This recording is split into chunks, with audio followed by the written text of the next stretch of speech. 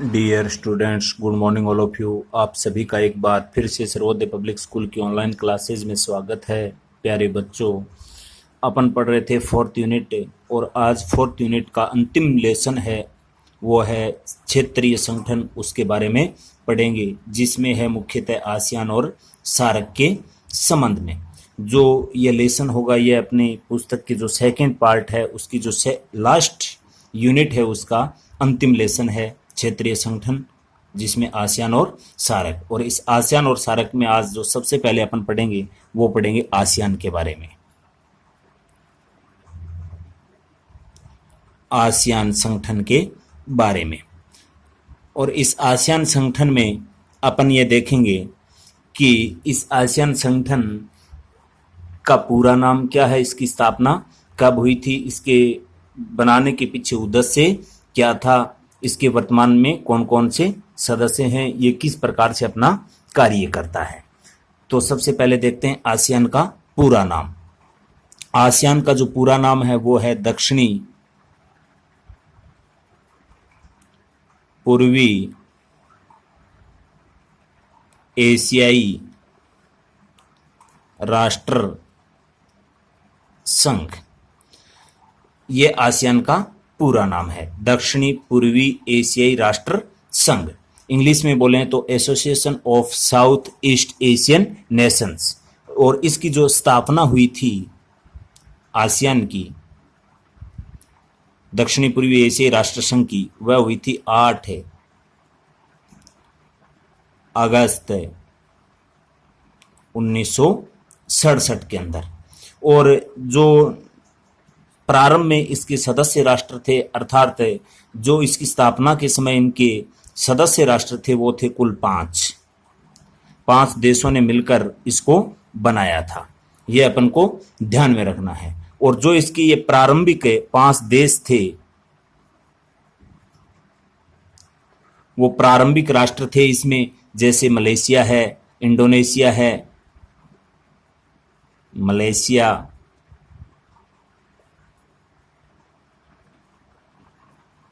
Indonesia,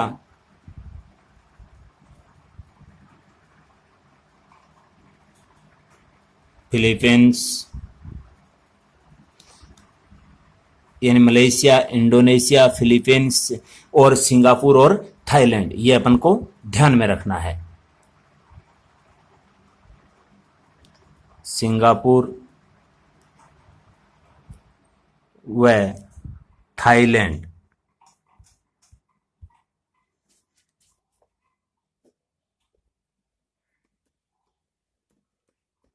इसके प्रारंभिक 5 जो सदस्य राष्ट्र थे उसके अंदर शामिल थे। और उसके बाद में जो ब्रुनेई है वो बना था, इसका जो सदस्य बना था वो 1984 के अंदर। उसके बाद में जो वियतनाम है,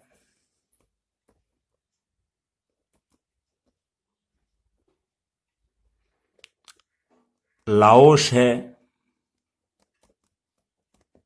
ये भी इसके सदस्य राष्ट्र बन गए थे। ये भी अपन को ध्यान में रखना है। यानी कि जो वियतनाम है, कंबोडिया है, लाओस है, म्यांमार है, वो एक प्रकार से इनके प्रेषक के रूप में इनको दर्जा दिया गया था। और जो वियतनाम है वो इसका सदस्य बना था। वियतनाम इसका जो सदस्य बना था वो बना था 1995 के अंदर। ये अपन को ध्यान में रखना है। और जो कंबोडिया है वो बना था 1999 के अंदर। कंबोडिया इसका सदस्य बना, वो बना 1999 के अंदर।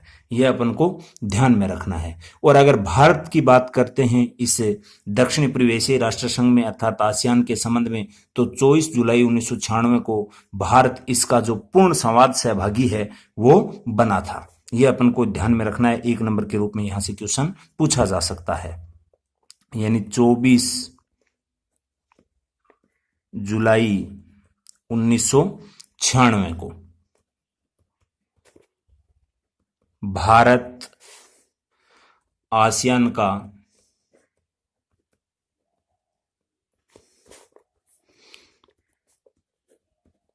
पूर्ण संवाद सहभागी राष्ट्र बना था, जो अपन को ध्यान में रखना है। इसके बाद में अगर अपन बात करते हैं एशिया महाद्वीप के जो बड़े राष्ट्र हैं चीन और रूस, उसको भी भारत के समान पूर्ण संवाद सहभागी का दर्जा दिया गया था। ये इनके सदस्य पूर्ण सहभागी के रूप में बन गए थे। और जो ये आसियान है, इसका जो मुख्यालय है, आसियान संगठन का मुख्यालय वह है जकार्ता, और ये जकार्ता है, ये इंडोनेशिया में है। ये अपन को ध्यान में रखना है। इसके बारे में पूछा जा सकता है कि इसका मुख्यालय कहाँ है, तो ये इंडोनेशिया के अंदर है, जो आपको विशेष ध्यान में रखना है, जो कहाँ है, जकार्ता के अंदर। और इसी के साथ अगर अपन बात करते हैं, इस आसियान का एक सहयोगी संस्था भी चल रही है, एक अपन कह सकते हैं कि एक सहयोगी संस्था के रूप में आसियान की, तो वह है आसियान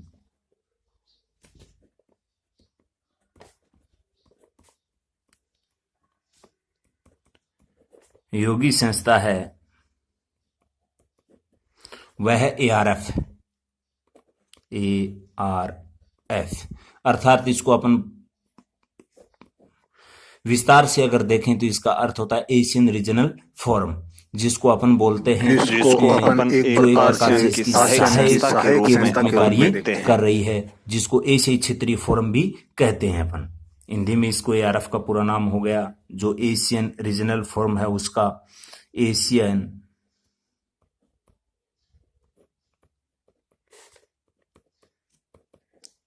क्षेत्रीय फोरम। ये अपन को ध्यान में रखना है। और इसके जो सदस्य हैं ARF के, वो अमेरिका, रूस, बाहर चीन, जापान, उत्तरी कोरिया सहित लगभग इसके कितने सदस्य हैं ARF के सहयोगी के रूप में? 23 सदस्य राष्ट्र हैं ARF के। तो आपसे ये 2 क्वेश्चन तो इस प्रकार से छोटे रूप में बनते हैं कि आसियान का पूरा नाम क्या है, तो दक्षिण पूर्वी एशियाई राष्ट्र संघ, जिसकी स्थापना 8 अगस्त 1967 को। प्रारंभ में इसके सदस्य थे मलेशिया, इंडोनेशिया, फिलीपींस, सिंगापुर और थाईलैंड, जिसका मुख्यालय जकार्ता इंडोनेशिया के अंदर है। ब्रुनेई इसका सदस्य बना था वो 1984 में, वियतनाम 1995, कंबोडिया 1999 में, और भारत जो इसका पूर्ण सहभागी के रूप में सदस्य राष्ट्र बना था वो बना था 24 जुलाई 1996 को। और इस आसियान की एक सहायक संस्था के रूप में कोई कार्य कर रही है तो वो कर रही है ARF, अर्थात एशियन रीजनल फोरम, जिसको अपन एशियाई क्षेत्रीय फोरम भी बोलते हैं, जिसके कुल 23 सदस्य हैं, जिसमें ये चीन है, जापान है, भारत है, चाइना सहित इसके सदस्य राष्ट्रों के रूप में राष्ट्र हैं। और इस आसियान का जो पहला शिखर सम्मेलन हुआ था वो हुआ था बाली, इंडोनेशिया में 1976 में। ये भी अपन को ध्यान में रखना है। आसियान का पहला शिखर सम्मेलन वह हुआ था बाली के अंदर, और ये बाली है, यह है इंडोनेशिया के अंदर।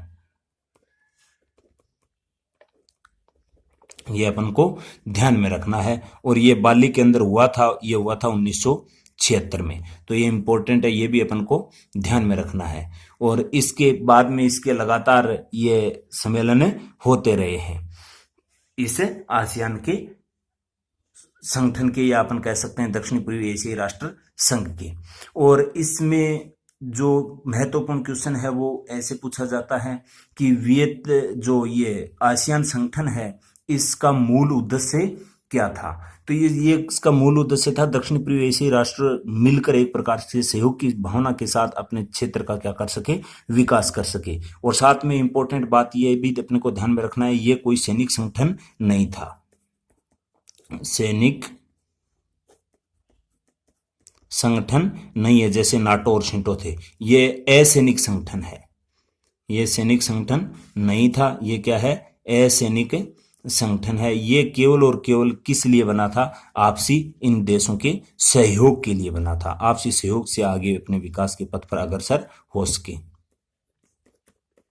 यह अपन को ध्यान में रखना है। और अगर अपन बात करते हैं ये दक्षिणी पूर्वी एशियाई राष्ट्र संघ के बारे में, तो ये जो दक्षिणी पूर्वी जो एशियाई क्षेत्र है वो सामरिक दृष्टि से अत्यंत ही महत्वपूर्ण है। और अपन ये भी जानते हैं कि दक्षिण पूर्वी एशिया क्षेत्र के अंतर्गत जो चीन है, चीन के दक्षिण में जो भारतीय उपमहाद्वीप के साथ लगने वाले जो विभिन्न राष्ट्र हैं, जिसमें इधर भारत के पूर्व में हो जाता है म्यांमार हो गया, जो ये ब्रुनेई है ये हो गया, थाईलैंड हो गया, इंडोनेशिया हो गया, फिलीपींस हो गया,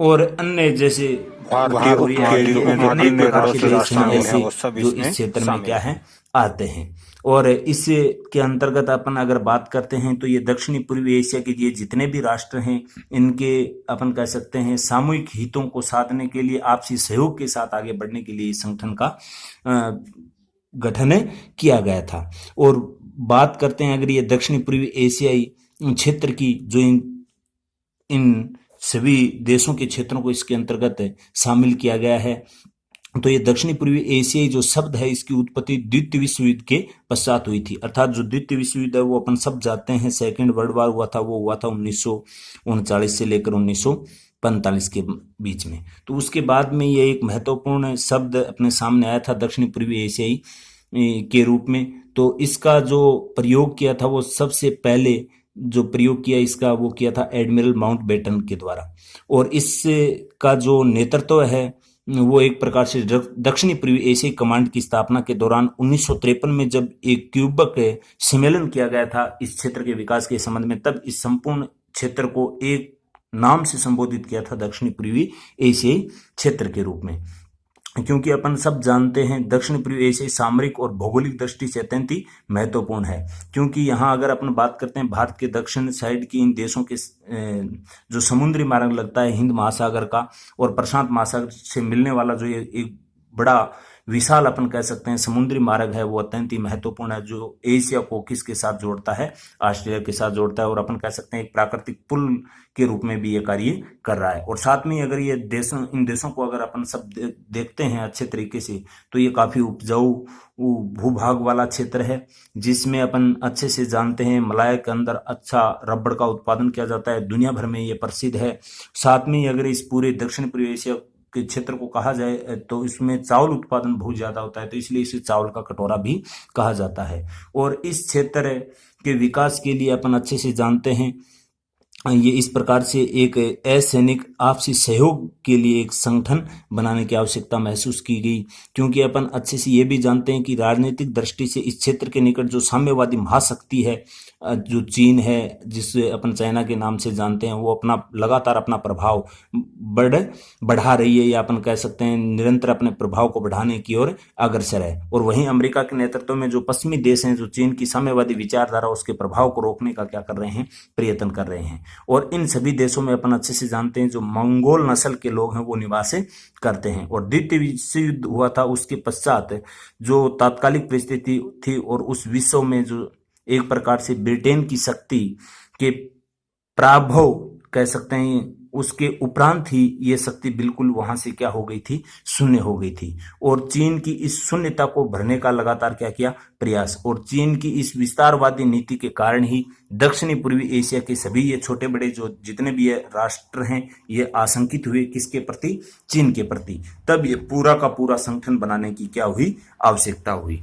तो ये है आसियान संगठन की जो प्रारंभ में जो इनकी कुछ बातें थी कि इसका गठन क्यों किया गया था, क्या आवश्यकता हुई। तो सेकेंड वर्ल्ड वॉर के बाद जो लगातार एक प्रकार से चाइना अपना प्रभाव विकसित किए जा रहा था, इधर अमेरिका किया जा रहा था, इस क्षेत्र का अपन कह सकते हैं एक प्रकार से कोई विश्व राजनीति में कोई महत्वपूर्ण योगदान नहीं था, उनकी तरफ कोई ध्यान नहीं दे रहा था। तो ये पूरे के पूरे जो ये देश हैं, इन्होंने सब ने मिलकर एक प्रकार से एक बड़ा असैनिक संगठन बनाया ताकि ये आपसी सहयोग के साथ विश्व में अपनी भागीदारी सुनिश्चित कर सके, या विश्व में अपने जो विकास का मार्ग है उस पर अग्रसर हो सके। इस उद्देश्य के लिए ये बनाया गया था आसियान संगठन। अब इनका देखते हैं आसियान की जो प्रकृति है, उसका नेचर है, उसके बारे में। यानी आसियान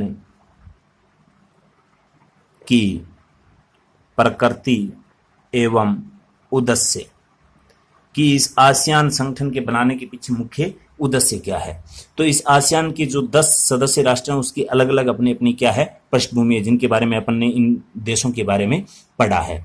और इन देशों में अपन अच्छे से जानते हैं औपनिवेशिक विरासत है, क्योंकि ये सब राष्ट्र क्या थे, पहले गुलामी की जंजीरों में फंसे हुए थे। ये बड़ी मुश्किल से इन्होंने बाहर का रास्ता निकाला, अर्थात अपन कह सकते हैं उन गुलामी की जंजीरों से ये बाहर आए थे। और ऐतिहासिक पृष्ठभूमि की दृष्टि से देखें या राजनीतिक दृष्टि से देखें या आर्थिक या सामाजिक, इन सभी जीवन मूल्यों को में भी इन सभी राष्ट्रों में क्या पाया जाता है, अंतर पाया जाता है। और इन सभी अंतर के बावजूद जो इनके समक्ष जो चुनौती है, जिस संघर्ष के लिए ये आगे बढ़ रहे हैं, और इनके सामने जो एक सबसे बड़ी चुनौती आ रही है, वो इन सभी राष्ट्रों की लगभग क्या है, समान है। और इन सभी राष्ट्रों की चुनौती एक समान होने की वजह से अपने विकास के पथ पर अग्रसर होने के लिए यह संगठन है आसियान, ये अस्तित्व में आया था।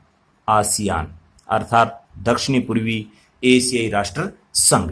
तो ये अपन को ध्यान में रखना है, क्योंकि अपन साथ में ये भी अच्छे से जानते हैं कि इस क्षेत्र में जनसंख्या है वो बहुत तीव्र गति से बढ़ रही है, निर्धनता है, आर्थिक शोषण है, असुरक्षा की भावना है। ये सब की सब इनके समक्ष क्या है, इन देशों के समक्ष चुनौतियां थी। तो ये परस्पर एक प्रकार से आपसी सहयोग के माध्यम से इस क्षेत्र का क्या करना चाहते थे, विकास करना चाहते थे। यानी कि आपसी ये सभी की एक समान, जैसे अपन कह सकते हैं आर्थिक स्थिति कमजोर होना,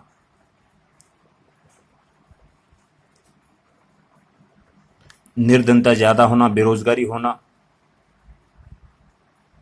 निर्धनता, और साथ में अगर अपन बात करते हैं जो महत्वपूर्ण थी असुरक्षा की, क्योंकि ये अपन अच्छे से जानते हैं सभी राष्ट्र पहले किसके अधीन थे, अन्य राष्ट्रों के अधीन थे, जैसे ब्रिटेन के औपनिवेशिक के अधीन थे। तो इन सभी की ये समस्या या अपन कह सकते हैं चुनौती समान होने की वजह से इन सभी ने एक प्रकार से अपने क्षेत्र के विकास के लिए एक क्या बना लिया, ये दक्षिण पूर्वी एशियाई राष्ट्रों ने सभी ने मिलकर एक आपसी परस्पर सहयोग के लिए एक क्षेत्रीय संगठन बना लिया, क्षेत्रीय संगठन।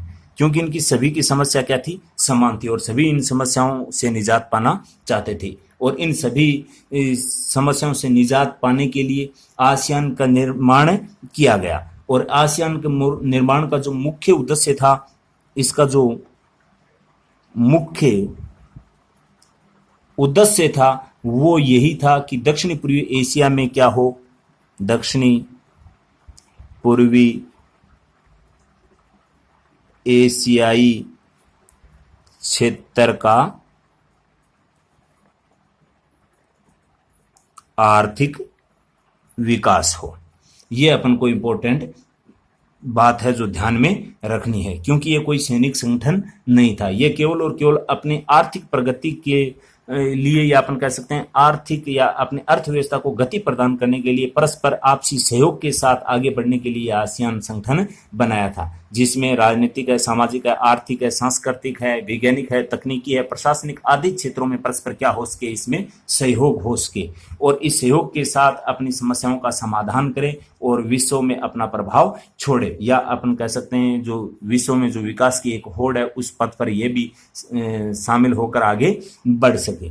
और इन सभी ने मिलकर एक प्रकार से अपन कह सकते हैं साझा बाजार भी तैयार किया था, तो कि इन देशों के मध्य परस्पर व्यापार को बढ़ाया जाए, ताकि यह संगठन पूर्ण रूप से आर्थिक सहयोग पर क्या था, आधारित था। यह भी अपन को ध्यान में रखना है। तो ये था इनका मूल उद्देश्य आसियान की स्थापना के पीछे। तो आज की कक्षा में अपन ने पढ़ा है आसियान की स्थापना, दक्षिण पूर्वी एशियाई जो संगठन है वो किस प्रकार से संगठन में है, उसके प्रारंभिक कुछ इतिहास के बारे में जाना, उसके बाद में कब बना था, किस प्रकार से यह वर्तमान स्थिति तक पहुंचा, इसके बारे में पढ़ा है। और साथ में ही अपन ने यह भी देखा है कि इसका मूल उद्देश्य क्या था। बाकी इसका जो इसके कार्य हैं, भूमिका है, उनके बारे में पढ़ेंगे अपन कल की नेक्स्ट क्लास में। आज के लिए इतना ही, धन्यवाद।